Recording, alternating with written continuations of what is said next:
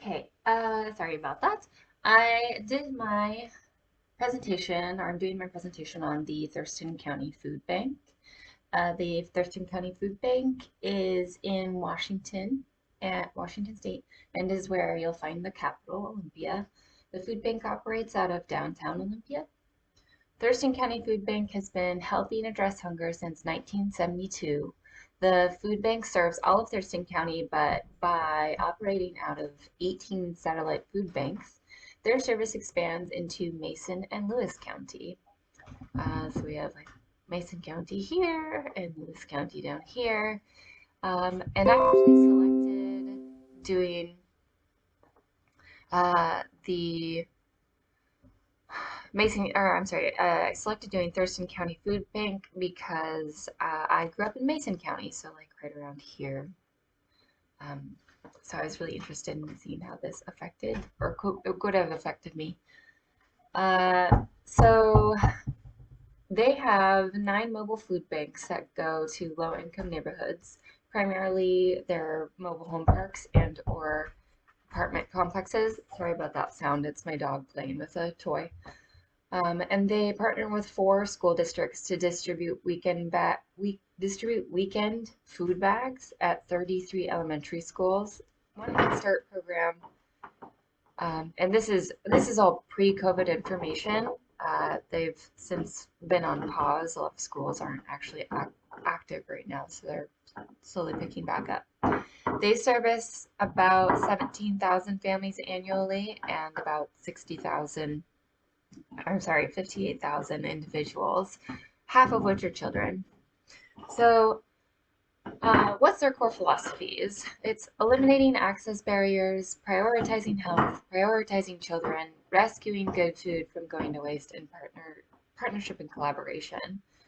So deep dive into those by accessing or by eliminating access barriers. That's where those 18 satellite food banks really come in, plus working with the school programs.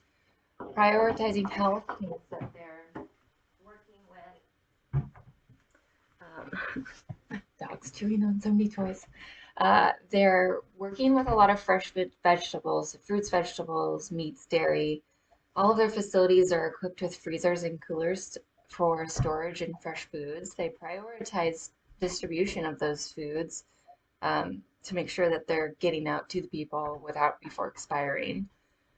The Olympia Food Pantry and all satellites and mobile locations provide fresh food and stable food or shelf stable food. So prioritizing children, 50% of the individuals they serve are children.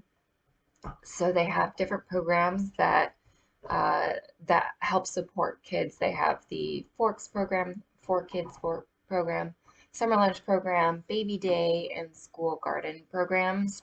They also have baby specific foods. Next, we have rescuing good food.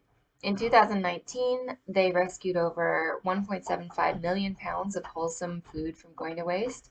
That includes fresh produce, frozen meat, dairy items, and deli items that the local retailers or food distribution centers could not sell. And then partnership and collaboration, and they work with other organizations, and then they have those satellites. They partner closely with emergency food distribution partners, which are inside and outside of Thurston County. So what does the food bank do? So their main thing, their basic service is a week's worth of food. They fresh produce, frozen meats, plant-based proteins, bakery items, dairy and deli products, frozen foods, and canned and dry items. They also do baby food. That is a 3-day supply of baby food that's arranged from or sorted by ages from 1 to 3, and they do offer formula. They have nutritionals, TFAP, CSFP, so TFAP, the Emergency Food Assistance Program, and the CSFP, which specifically targets a program that targets seniors over the age of 60. They have holiday meal baskets, the 4Kids program, which is that's their school backpack program. and it targets hungry children. It's a two-day kid-friendly food packages. They have the summer school lunch program, SNAP education outreach, which is essentially helping individuals in the community sign up for SNAP and become educated about receiving SNAP. They have birthday bags, school gardens, and mobile food bank systems. And this is like making it accessible for those who are living in low-income housing, where they're not able to come to the service, so they have the service go to them. So what have the changes been since COVID? The start of the pandemic, and this is kind of a big obvious one, but the start of the pandemic, they saw a huge rise in additional need. This ranged from people losing their jobs and children being home full time, so they went from eating at school to now needing 3 or 4 meals a day.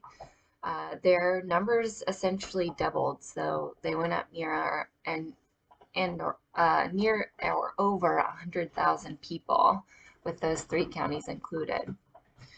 The opposite happened with their volunteer program, and I'll talk about more of these in a minute. They kind of get answered in my question response section. They went to pre-bagging and boxing and drive up and walk up, where they'd previously had visitors able to come in and shop, which in their words is the dignified choice model. There was a reduction in food being donated by grocery stores, which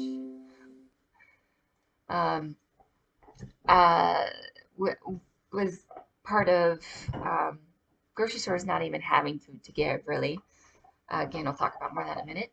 And the food bank ended up purchasing directly from distributors, so they were asking for cash donations mostly. A positive that came out of it was supplemental visits, and I'll explain that on the next one. So here's some of the questions that I asked and was able to get some responses back on. What changes has the bank had to make to adjust to the pandemic? So the first one was that they had to adjust back to an older model of having people walk up or drive up and just receiving boxes instead of going inside and being able to select their items. They had recently made a shift, and in 2010, they moved away from distributing prepackaged boxes in favor of a more dignified choice model. This was empowering for the people who were coming in because they were able to make the choice if they wanted to eat.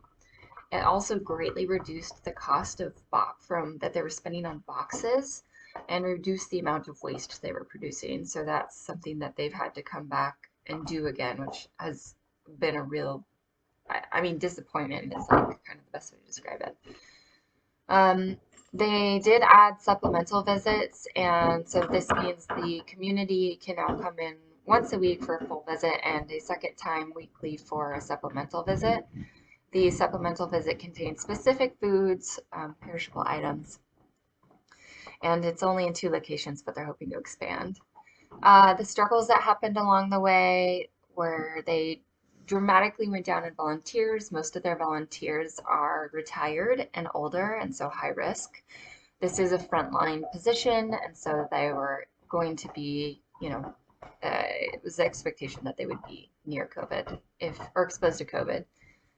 And then there were food shortages in the beginning. The grocery stores didn't have food to donate, and it was being cleaned out, or the restock wasn't happening.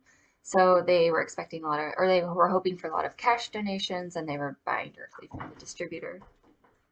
That sense is balanced out, and they're able to get more donations again from grocery stores and individuals. Both have picked up. And then changes that are sticking around. Typically about 850 local seniors receive federally funded food boxes each month, but COVID had made it unsafe for the high-risk population, so now they are delivering these boxes, which they hadn't done before, and it's something that they think they're going to keep doing because the need is there and it works. Here's a couple just different donations. They're both cash donations and food donations. They had the hunger walk um, uh, d- event. Usually this is done in person, but it was done virtually. They were able to raise over $60,000, which their goal was 60,000, and they made it over. And then this last one here is this guy Quincy, who raised $155 and then went and purchased a bunch of cake supplies. So this was part of the birthday bags, which I just thought was super sweet. And ultimately,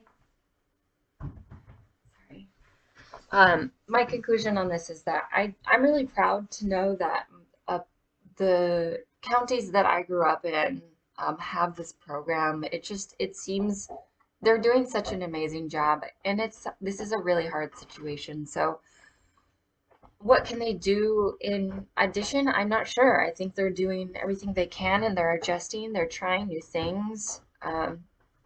They're really adapting to what's happening. The mobility thing has been really amazing. The fact that their outreach is going to those in need. So I think that's really powerful.